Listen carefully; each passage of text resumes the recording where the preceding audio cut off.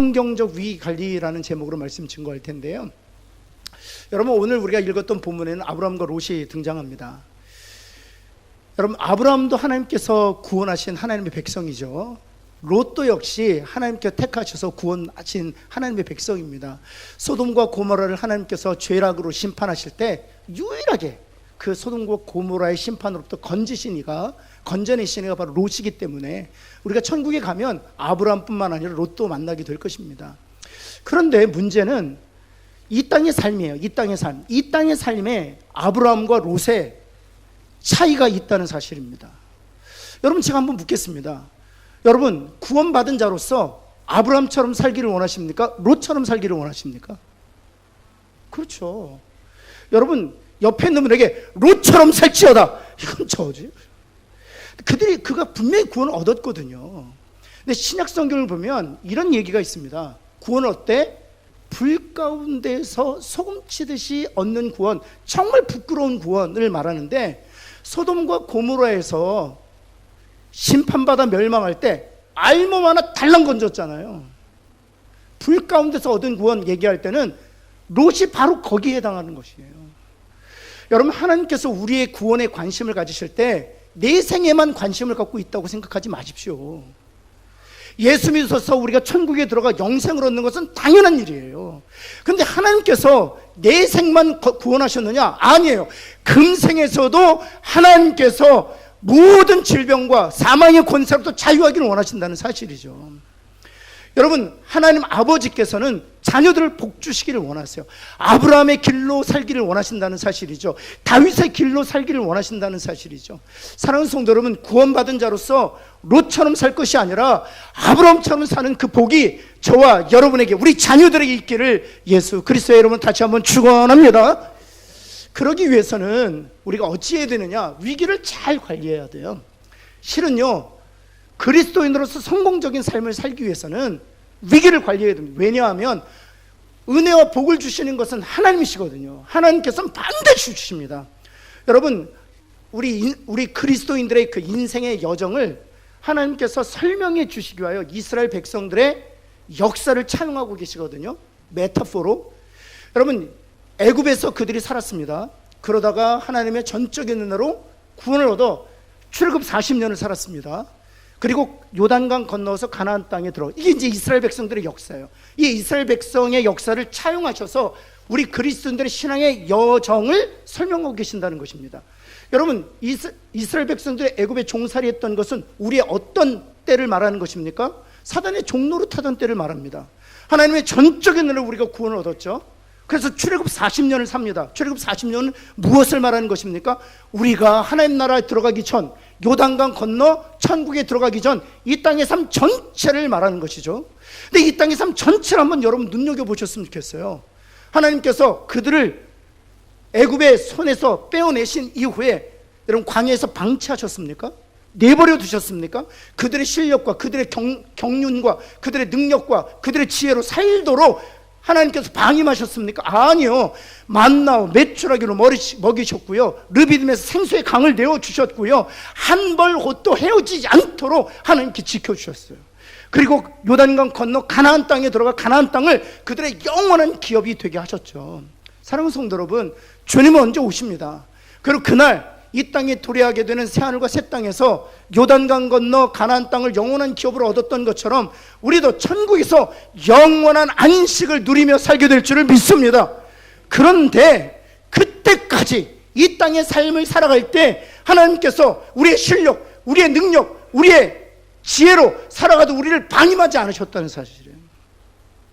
하나님은 지금도 만나와 메추라기로, 하나님 지금도 르비딤의 생수의 강을 내어주시고, 하나님 지금도 필요한 모든 것들을 공급하시는 하나님이신 것을 믿는 저와 여러분 되기를 예수 그리스도는 축원합니다.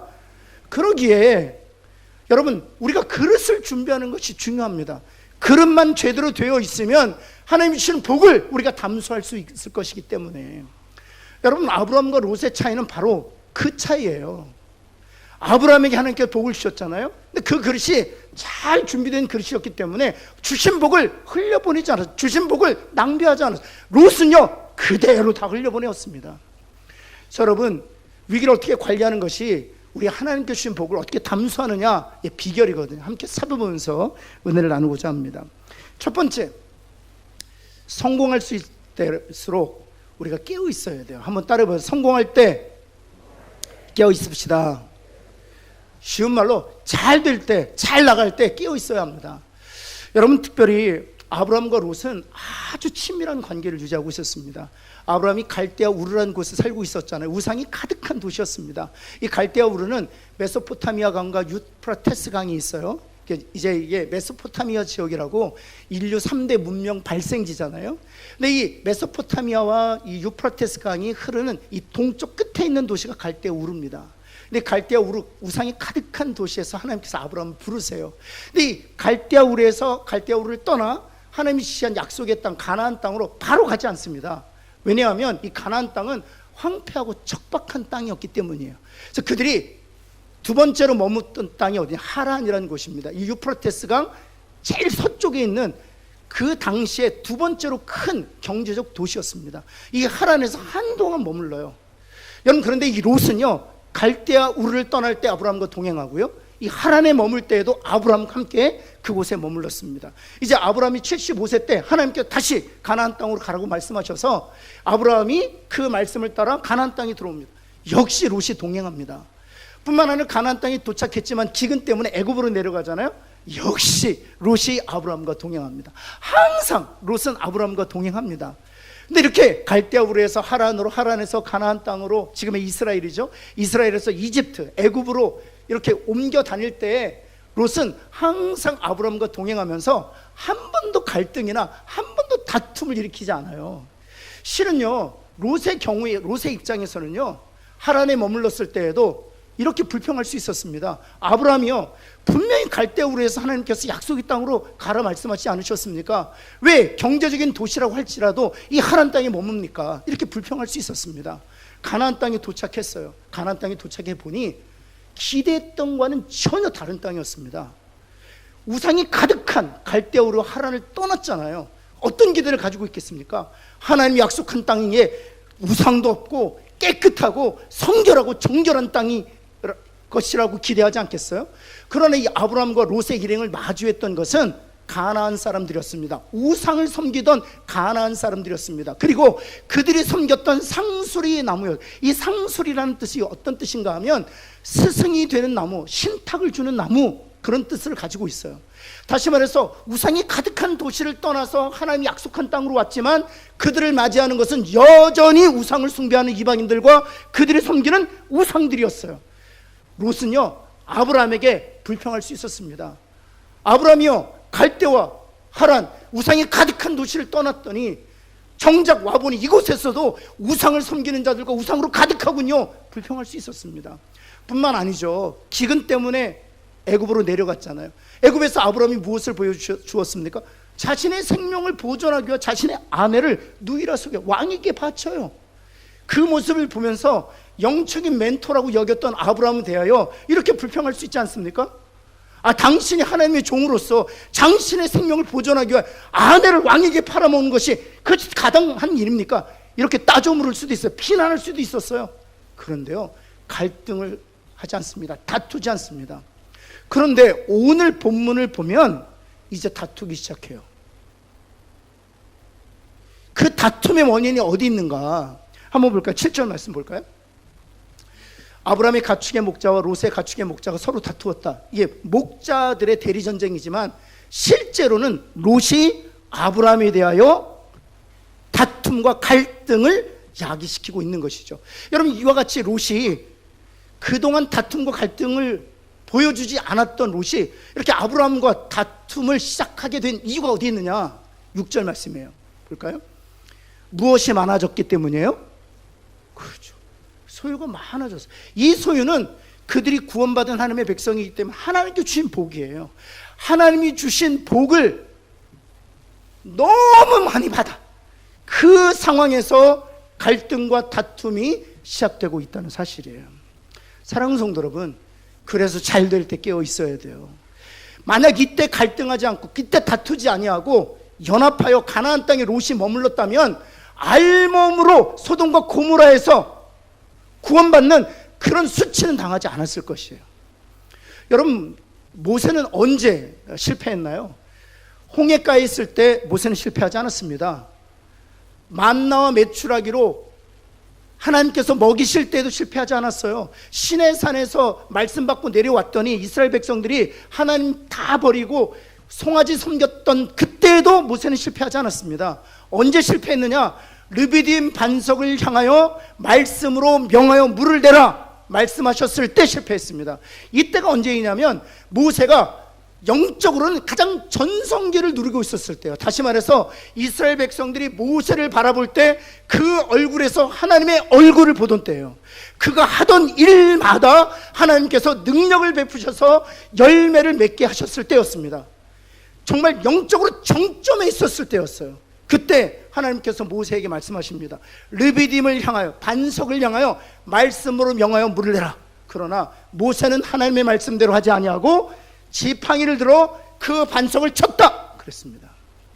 이스라엘을 향한 분노를 그 반석에 표출한 것이죠. 여러분뿐만 아니라 다윗은 언제 실패하였습니까? 차디찬 동굴에서 하나님, 제가 억울해 죽겠지만 하나님의 사랑은 내 눈에 가시적으로 보이지 않지만 온 천지 만물을 충만하게 채우고 있는 그 하나님의 사랑을 내가 노래하기로 내가 마음으로 결정하겠습니다. 새벽을 깨워가며 내가 하나님 찬양하겠습니다. 내가 예배자가 되겠습니다. 결단할 때가 아니었습니다. 언제 그가 타락하고 언제 그가 부패했습니까? 그가 왕이 되었을 때, 세상의 모든 권력을 손에 쥐게 되었을 때, 그가 왕이 되어 군사들과 함께 출정하지 아니하고 왕궁에 머물러 있을 때, 하나님 주신 축복을 음미하고 있을 때 그는 타락했어요. 사랑하는 성도 여러분, 깨어 있어야 하나님 주신 복을 감수할 수 있어요. 깨어있는 저와 여러분 되시기를, 그래서 하나님 주신 은혜와 복을 하나님을 영화롭게 드리는 일에 귀하게 사용할 수 있게 되기를 예수 그리스도 다시 한번 축원합니다. 깨어있기 위해서는 두 가지가 필요해요. 첫 번째는 무엇인가 하면 항상 겸손해야 돼요. 옆에 있는 분에게 항상 겸손합시다 뭐랄까요? 겸손해야 돼요. 겸손해야 돼요. 겸손하면 성공해도 그 성공이 저주가 되지 않아요. 겸손하면 그 성공이 하나님의 영광을 위하여, 또 우리 개인과 교회를, 이 사회를 위하여 귀하게 사용되어 줄 수 있어요. 특별히 이 겸손 얘기하면 베드로를 빼놓을 수가 없습니다. 베드로는 마태복음 16장 16절에 보면은 그 영적으로 가장 전성기를 구가했을 때가 바로 그때예요. 예수님께서 제자들에게 묻지 않습니까? 가이사라 빌립보라는 곳에서 사람들은 나를 누구라 하느냐? 그랬더니 제자들이 이렇게 대답합니다. 더러는 엘리야, 더러는 세례 요한이라 합니다. 그런데 주님이 다시 질문하세요. 너는 나를 누구라 하느냐? 그렇게 물을 때 베드로가 벌떡 일어나서 주는 그리스도시요 살아계신 하나님의 아들이십니다. 이런 위대한 고백을 해요. 그러자 예수님이 칭찬하셔. 바요나 시몬아, 내가 너를 축복한다. 이를 알게 한 것은 사람이 아니고 하늘에 계신 내 아버지시니라. 정말 축복하세요. 하나님께서 비전을 보여주시고 그의 눈을 열어주셔서 예수님이 누구신지를 정확하게 신앙 고백하게 하셨기 때문에, 그리고 나서 바로 예수님께서 자신의 고난에 대해서 예언하세요. 그때 여러분 베드로가 어떻게 반응합니까? 성경을 보면 이렇게 돼요. 베드로가 예수님을 향하여 꾸짖어 책망하여 가로되 절대로 그런 일이 일어나서는 안 됩니다. 그때 예수님이 베드로를 책망하시면서 사탄아 물러가라 이렇게 말씀하시죠. 여러분 베드로가 언제 실패했어요? 그렇죠. 영적인 전성기를 하나님께서 눈을 여시고 계시의 정신을 허락하셔서 주님이 누구신지를 그 위대한 신학을 고백하게 하셨을 때 바로 실패하죠. 여러분뿐만 아니라 겟세마네 동산에서요, 예수님께서 잡히실 때 여러분 로마 군사들이 잡으려고 하잖아요. 역시 대제사장들의 사병들도 같이 로마 군사들과 더불어 예수님을 잡으려고 합니다. 그때요 베드로가 왜 칼을 가지고 다니는지 모르겠어요. 칼을 쭉 빼더니 대사장의 사병 중에 하나인 말고라는 사람이 귀를 딱 자르죠. 왜입니까? 베드로가 이런 결심을 했고, 내가 죽으면 죽으리라, 예수님과 함께 내가 죽겠다, 이런 결심을 가지고 있었기 때문이었어요. 여러분 그런데요, 예수님이 재판정에서 재판받으실 때 아주 작은 여종 하나이가 너도 그와 같은 무리라 이렇게 얘기했을 때 베드로가 어떻게 반응했습니까? 3번이나 부인했어요. 여러분 베드로가요 무엇을 깨달았는 줄 아세요? 바로 이것을 깨달았습니다. 그래서 그의 편지에서 이런 신앙 고백을 해요. 베드로 전서, 베드로가 쓴 편지죠. 5장 5절 같이 한번 노란색으로 하이라이트된 부분을 읽을까? 시작. 하나님은 교만한 자를 대적하시되 겸손한 자들에게는, 하나님은 교만한 자를 어찌 하신다고요? 반드시 대적하신다. 그가 구원받은 자일지라도, 그가 그리스도의 보혈로 죄사함 하나님의 자녀가 되어서 구원을 얻는 자일지라도 교만한 자는 하나님 반드시 치신다는 거예요. 그러나 겸손한 자들에게는 어찌 하신다? 은혜 베푸신다고요. 여러분, 그래서 5장 6절에 이런 고백을 합니다. 한번 읽을까? 시작.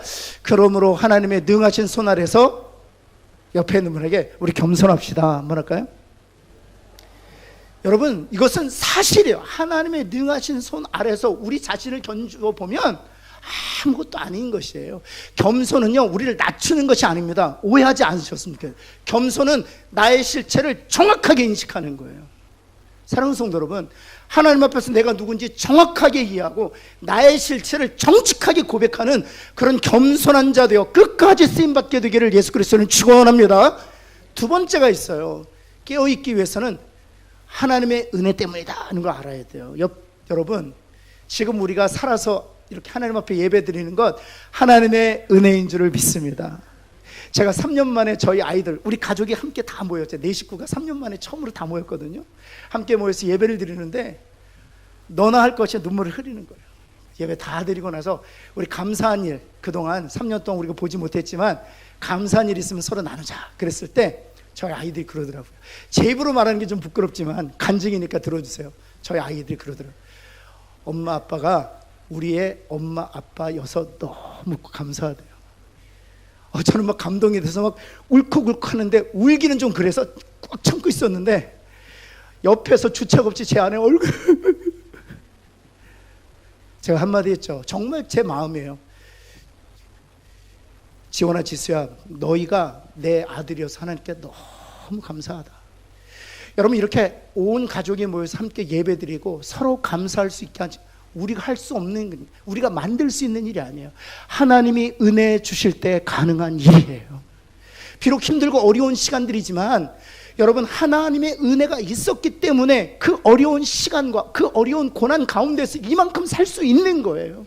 사랑하는 성도 여러분, 언제나 한순간도 하나님의 은혜가 아니고서는 우리가 살 수 없다는 것을 인정하고 고백하는, 그 중심으로 고백하는 저와 여러분 되기를 예수 그리스도의 이름으로 축원합니다.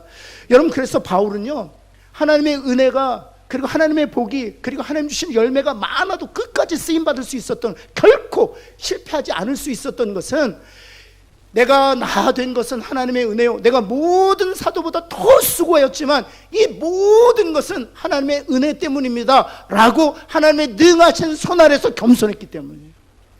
여러분, 하나님 주신 복이 넘쳐도 하나님이 능하신 손에 이 모든 것이 하나님의 은혜 때문이라는 사실을 인정하고 겸손한 자 되어 끝까지 축복받는, 끝까지 쓰임받는 저와 여러분 되기를 예수 그리스도는 축원합니다. 두 번째는 성공할 때 우리가 바른 눈을 가지도록 기도해요. 바른 눈을, 옆에 있는 분에게 바른 눈을 가집시다 한번 할까요? 여러분, 창세기 13장 10절 말씀에 보면 이제 롯이 땅을 선택합니다. 땅을 선택하는데 어느 지역을 선택해요? 요단이라는 땅을 선택합니다. 이 요단이라는 땅은 하나님이 아브라함에게 주신 가나안 땅과는 반대에 있는 곳이에요. 요단강을 중심으로 해서 반대쪽에 있는 것이 바로 요단 땅. 이 요단 땅을 선택했던 이유는 바로 이러한 이유 때문입니다. 그 땅을 바라보았어요. 눈으로 바라보았어요. 그런데 그 땅이 무엇과 똑같았다고요? 여호와의 동산 같았다. 롯이 보기에는 여호와의 동산 같은 거예요. 여러분, 근데 여호와의 동산은 어디를 얘기하는 겁니까? 에덴 동산이잖아요. 이 요단을 보니까 에덴 동산 같았다는 거예요. 에덴 동산, 여호와의 동산 같으면 당연히 취해야죠.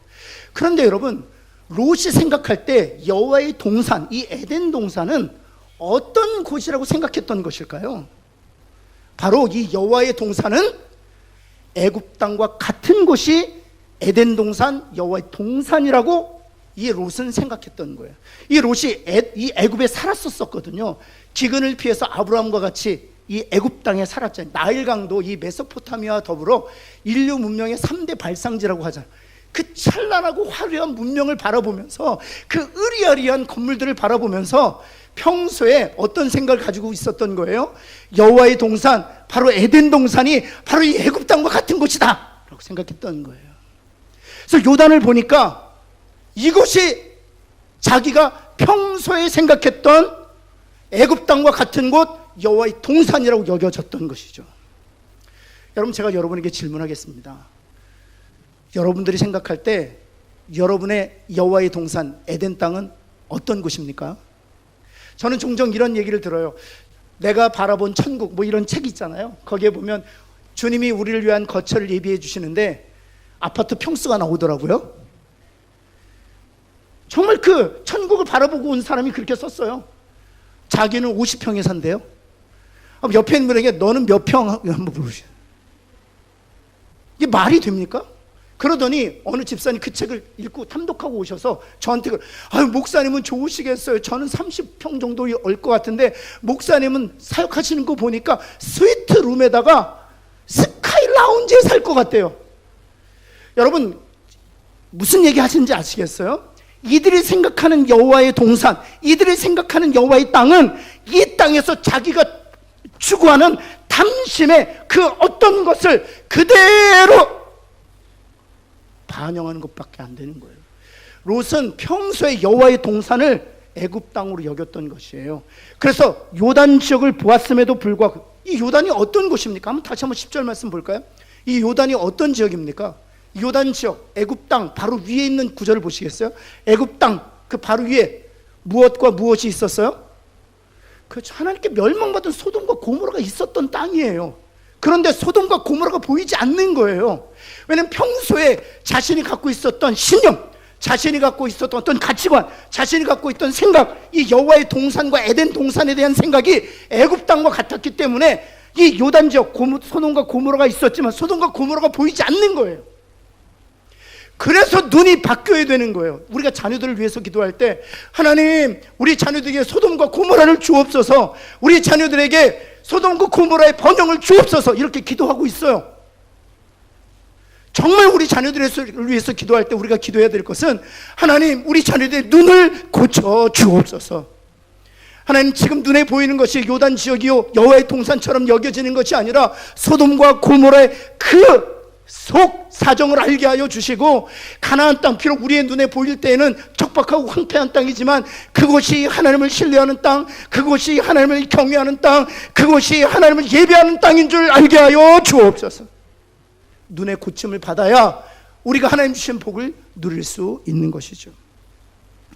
여러분, 그러기 위해서는 우리 두 가지가 필요한데요. 첫 번째, 하나님 앞에 간절히 기도해야 돼요. 하나님, 내 눈을 고쳐 주옵소서. 한번 따라해 볼까요? 하나님, 내 눈을 고쳐 주옵소서. 하나님, 내 자녀들의 눈을 고쳐 주옵소서. 이것이 저와 여러분의 기도 제목 되기를 간절히 소원합니다. 목사인 저도요, 눈의 고침을 받아야 돼요. 때로는 보여요. 하나님이 원하시는 길이 보여요. 하나님이 원하시는 것들이 보여요. 내가 무엇을 선택해야 될지, 내가 무엇을 결심해야 될지, 내가 어느 길로 가야 될지 보여요. 그러나 때로는 보이지 않아요. 왜냐하면 내 탐심과 탐욕이 내 눈을 가리기 때문에. 사랑하는 성도 여러분, 하나님께서는 은혜와 복을 주시기를 원하십니다. 그러나 우리의 눈이 고쳐지면 바로 그 은혜와 복을 누릴 수 있게 되는 것이죠. 여러분, 롯의 아내를 한번 보십시오. 소돔과 고모라에서 하나님께서 롯과 롯의 아내 두 딸을 건지시잖아요. 여러분, 그리고 나서 신신당부하십니다. 절대로 뒤를 돌아보지 마라. 절대로 뒤를 돌아보지 마라. 그런데 롯의 아내는 뒤를 보았습니다. 왜요? 자신의 집에 쌓아두었던 그 당시 시가로 금과 은보다 귀했던 소금 창고가 눈에 어른어른 거렸거든요. 뒤를 돌아보았습니다. 그러자 소금기둥이 되잖아요. 여러분, 하나님께서 저와 여러분의 기도대로 우리의 자녀들까지 눈을 고쳐주시기를 예수 그리스도의 이름으로 축원합니다. 여러분, 그래서 하나님께서 다메섹에서 바울을 만났을 때 제일 처음에 하신 일이 무엇입니까? 세상의 눈을 멀게 하신 거예요. 세상의 눈을 완전히 멀게 하셨어요. 그리고 나서 그의 눈을 고쳐주셔서 하늘의 눈을 갖게 하신 것이죠. 사랑하는 성도 여러분, 이런 일들이 우리 가운데, 우리 자녀들 가운데 반드시 일어나기를 예수 그리스도의 이름으로 축원합니다. 이 눈을 갖지 못하면 아무리 억만금을 갖는다 할지라도, 아무리 지위가 높아진다고, 아무리 권력을 갖는다고 할지라도 우리는 헛된 인생을 살 수밖에 없는 것이죠. 여러분, 두 번째, 우리의 마음과 생각이 바뀌어야 돼요. 우리의 마음과 생각이 바뀌어야 돼요. 그래야만 제대로 볼 수 있어요.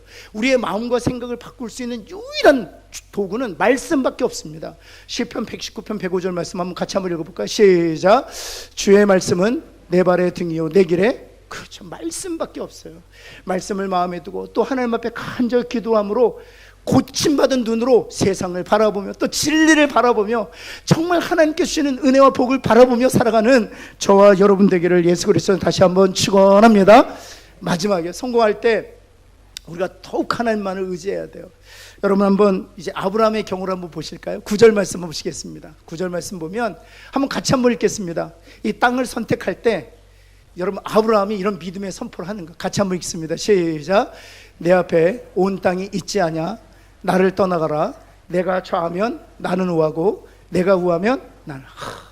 아멘. 이게 무슨 뜻입니까? 나는 상관하지 않는다는 거예요. 무엇을 내가 선택하든 나는 상관하지 않는다는 것입니다. 왜냐하면 나는 하나님이 나의 복의 근원이시기 때문이야. 땅이 나의 복의 근원이 아니라 하나님이 나의 땅의 근원이, 복의 근원이기 때문에 네가 어떤 땅을 선택하든 나는 상관없다는 거예요. 나는 하나님만을 선택하겠다는 것입니다. 한번 제가 이 말씀 가지고 제가 미국에서 담임 목회로 사역할 때 안수 집사님 가정에서 신방했었어요. 제가 종종 어떤 사안인지 모르고 하나님 제게 주신 말씀이 있거든요. 이 말씀을 제게 주시더라고요. 13장 말씀을. 그리고 나누었어요.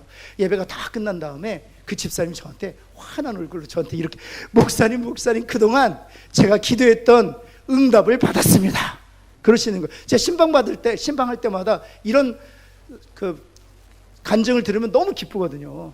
그래서 제가 궁금해져. 무슨 응답인데, 무슨 기도 제목이 있으셨어요? 여쭤봤더니 한국에 살고 있는 둘째 동생하고 유산 상속 때문에 분쟁 가운데 있었다는 거예요.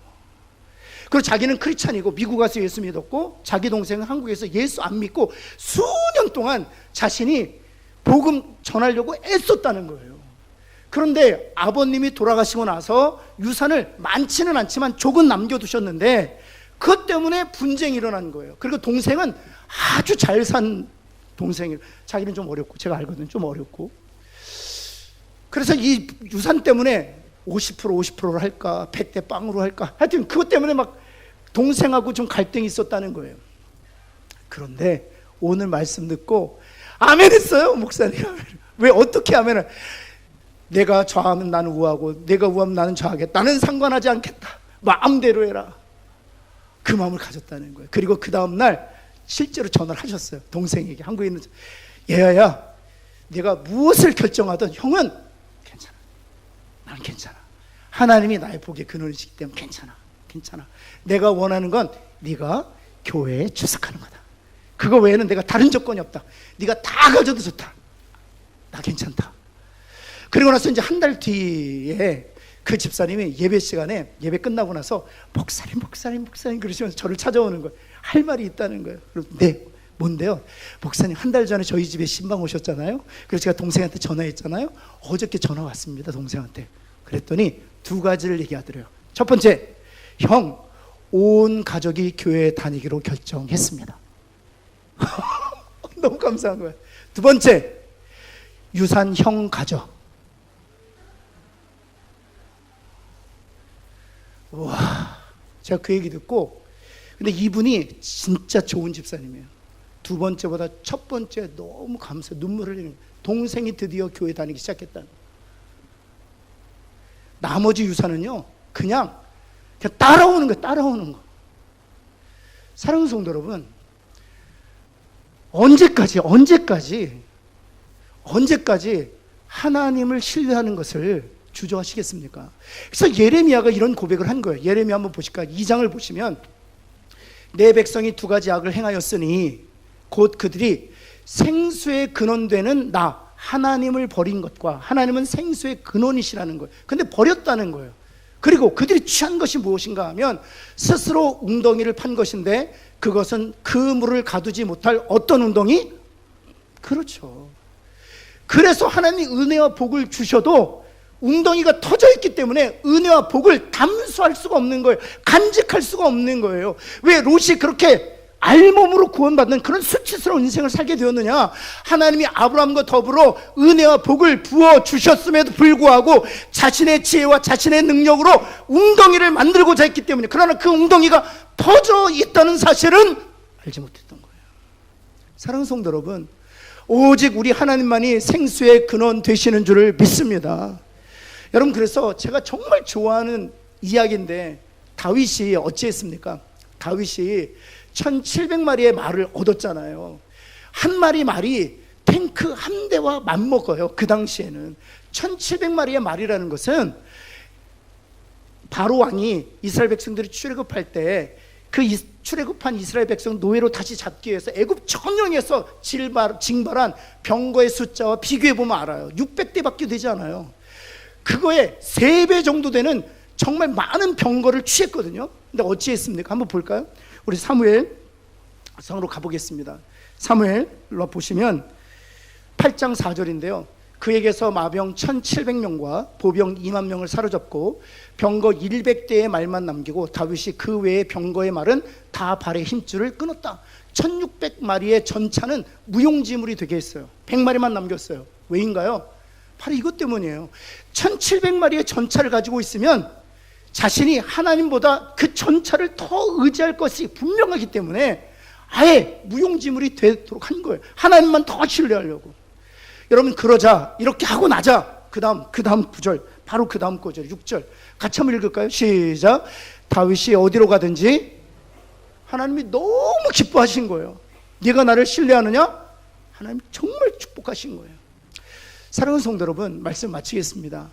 하나님이 지금도 우리에게 은혜와 복을 주십니다. 아멘. 이 은혜와 복을 우리가 누리기 위해서는, 아브라함처럼 누리기 위해서는 어찌해야 됩니까? 첫 번째, 우리가 해야 될 일이 있습니다. 늘 깨어 있어야 돼요. 겸손한, 하나님의 은혜라는 사실을 인정하고 은혜를 구하면서 사는 그런 겸손함이 저와 여러분에게 있기를 간절히 소원합니다. 두 번째로, 눈이 고침을 받아요. 눈이 고침을 받아야 돼요. 그래 우리가 제대로 볼 수 있어야 돼요. 그럼 마지막으로 무엇입니까? 터진 웅덩이 신뢰하지 말고 생수의 근원 되시는 하나님만 신뢰하는 겁니다. 그럼 하나님께서 저와 여러분의 삶을, 또 우리 자녀들의 삶을 책임져 주실 줄을 믿습니다. 기도하겠습니다. 하나님, 그렇습니다. 언제까지 우리가 터진 웅덩이를 의지하고 살까요? 하나님, 원하옵기는 생수의 근원 되시는 하나님만 의지하며 사는 저희들 되게 하여 주옵소서. 하나님, 우리 눈을 고쳐주시기를 간절히 소원합니다. 롯처럼 요단 지역이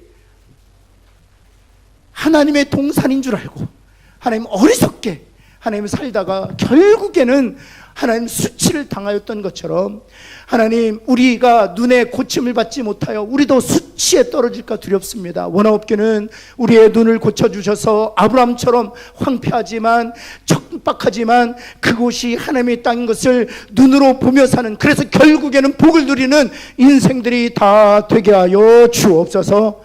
예수 그리스도의 이름으로 간절히 기도합니다. 아멘.